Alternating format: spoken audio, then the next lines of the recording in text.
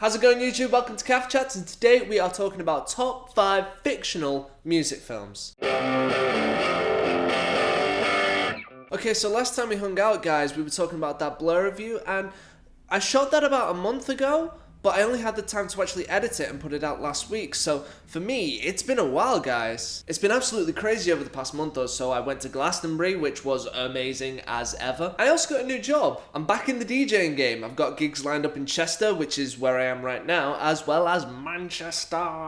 But I'm so happy to get back vlogging with you guys again, starting with a brand new top 5 for you to enjoy. So this film Eden is coming out pretty soon, and I only heard about it recently, but it looks absolutely superb and it completely inspired me to shoot this vlog for you guys today. Although it's not a true story from what I can tell, it's heavily based on the origin story of Daft Punk and the whole invention of modern disco. Qu'est-ce qui vous plaît dans cette musique? Le côté robot de la musique électronique avec la chaleur qu'apporte la soul. On sent les DJ en devenir là. Alors c'est vous le petit duo de garage dont tout le monde parle? C'est qui ces mecs? Thomas Eviman? Sors des sons, t'as jamais entendu ça? Thomas Et Daft Punk. I'm a sucker for a good French film, but more importantly, I'm a sucker for a film where music is the central element of it. So to get in the mood, let's talk about some similar films with music right at the helm. Before we get started, let's talk about some quick honourable mentions. Spike Island, which we talked about in a previous Cafe Chat, Inside Llewyn Davis, and Empire Records. Watch them, they're all very tight. Do it, okay? Let's go. Number 5. You Instead, or as it's called in America, Tonight You're Mine. If I had my big, thick-rimmed hipster glasses on me today, I would put them on, but alas, we'll have to do without when I say here is one that you probably have never heard of. So sorry. I love this film, and I totally wish it had more recognition. You Instead is a film that shot entirely at Tea in the Park in 2010. You know what? There could be a worse way to spend a night.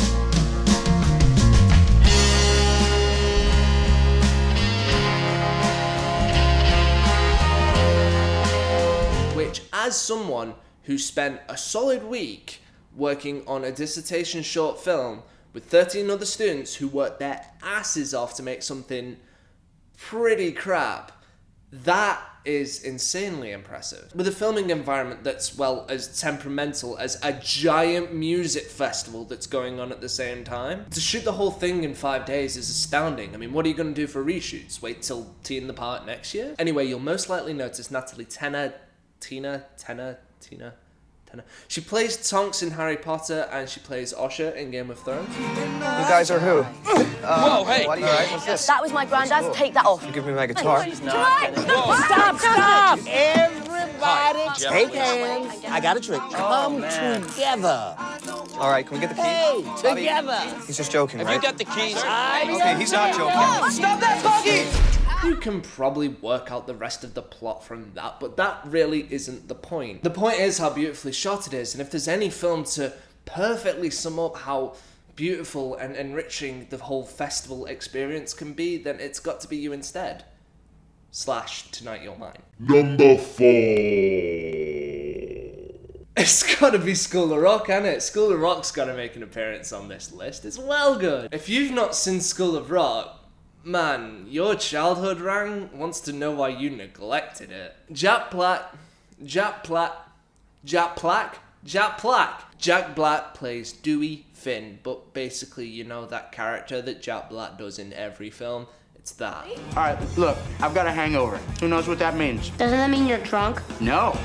It means I was drunk yesterday. In order to settle some financial woes, he poses as his roommate Ned Schneebly as a substitute teacher at this prep school. And as every substitute teacher does, decides to turn that class into a rock band. It's called Rock Band. Is this a school project? It will go on your permanent record. Hello, Harvard, yo. The soundtrack is killer, the jokes are hilarious, and the references are just the right amount of obscure to make even the biggest music snob be like, brother.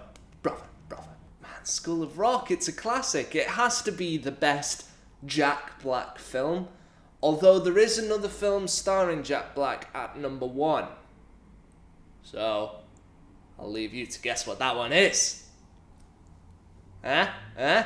Number 3. Number 3. The Boat That Rocked, or as it's called in the US, Pirate Radio. Yo, Americans, can you stop changing the names of our films? What's wrong with The Boat That Rocked? Like, that sounds well cooler than Pirate Radio. Pirate Radio? Oh, it's a film about pirate radio. You can always count on Richard Curtis and working title for feel-good, isn't it great to be British kind of films, and The Boat That Rocked is absolutely no exception. Welcome to our world.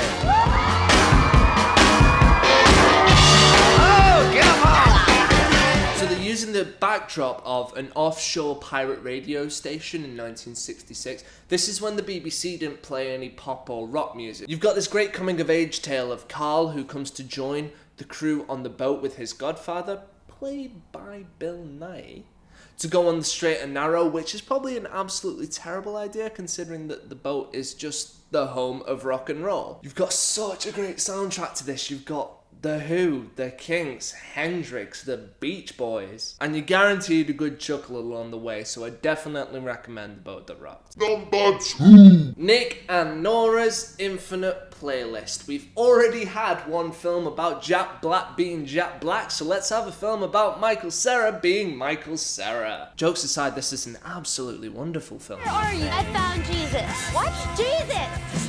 He's much taller in person. Set over the course of one night, Michael Cera's Nick meets Kat Denning's Norah, and they pretend to be an item in order to spite Nick's ex, who is Norah's friend but not actually a friend, kind of a super bitch. Turns out Nick and Norah have an absolutely super compatible taste together, and what you're treated to is a film of just a meeting of the minds in New York City in one night. This film isn't the biggest laugh riot, although it's fundamentally a comedy. It's more rom than com. Watch it with your significant other. It's a great date night kind of film. It's on Netflix, so get it on Netflix. That's what couples do these days, right? Watch Netflix and chill. Number 1. And here you go, ladies and gentlemen. You are about to find out what my number 1 favourite film of all time is. Joint with LCD Sound System, Shut Up and Play the Hits, you have High Fidelity. John Cusack plays Rob Gordon, a jaded 30-something failing record store owner who's just broken up with his long-term girlfriend. He uses the breakup as a catalyst to reflect on his past relationship woes. Just like any music geek would, he turns it into a top 5 list. It's so great, you can really relate to Cusack's performance. It's cool to see a true characterization of a music nerd. A guy who's listened to one too many sad songs. A guy who compulsively needs a soundtrack to every major event in his life. And it's not just a film that's just chock-filled with music references. It's so much more. I hate the term dick flick, but anyway, Cusack's Rob Gordon serves as the narrator / protagonist of the film, but it's not just the John Cusack show. You've got his record store employees, including Jack Black, to provide some gags on the side too. I can't fire them. I hired these guys for 3 days a week and they just started showing up every day. That was 4 years ago. Watch this film alone. You spend ages trying to find a film that you can truly connect with, that really gets you and you get it, and for me, it's High Fidelity. It's kind of like your favourite album. Like, you wouldn't want to play it to absolutely everybody because if somebody says something bad about it, it kind of taints your own connection with it. So this is a rare thing. I don't tell many people what my favourite films are, so let's tell YouTube. That's a great idea, Johnny. Seriously though, please watch High Fidelity, and I hope it resonates with you as much as it did with me. I'm looking for a record for my daughter. I just called to say I love you. Do we look like the kind of store that sells I just called to say I love you? Go to the mall. What's your problem? Do you even know your daughter? There's no way she likes that song. Oh, is she in a coma? Oh, fun fact, you might like this film if you've seen and enjoyed About a Boy. About a Boy is based on a book by Nick Hornby, and so is High Fidelity.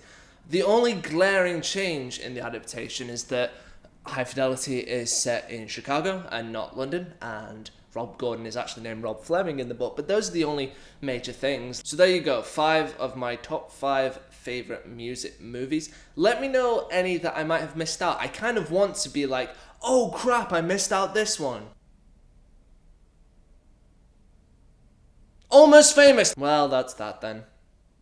Hit the subscribe button if you know what's good for you, and I'll see you again very soon. My plan for the next one is to talk about the Sex Pistols gig at the Lesser Free Trade Hall in the 70s. It's the gig where you would not have Joy Division without it, the Smiths, the Buzzcocks, Tony Wilson, so Hacienda Factory and all that. Bit of a throwback one, like the one we did with Spike Island, and I'm really looking forward to it. I'm researching it quite well at the moment, so see how that one goes. Oh, if you're wondering where you can catch me DJing, you can catch me at Common Hall in Chester on Fridays and Artisan in Manchester on Saturdays. That's not a strict thing, so sort of a potluck thing if you're coming down to see me, but they're both amazing bars, so if you're in the area, come down because it's such a great vibe at both places. And you can listen to a couple of the mixes that I've done from some of them at mixcloud.com/JONI BEECH. Jesus Christ, it's plug central today. Oh, and I haven't had the chance to really talk about this, but I thoroughly recommend you check out one of the last CAF tracks that we did. It features Matt Tong and Alex Newport. Matt Tong is the former drummer from Block Party, and Alex Newport produced their 4th album. So it's pretty cool that they got in touch and wanted us to feature a track on this channel. So definitely check it out. It's called Gone Tomorrow by Red Love. So we'll link it round here somewhere. So definitely check that out. It's shoegaze for days, mate. Anyway, I'm hungry, so I'll see you soon.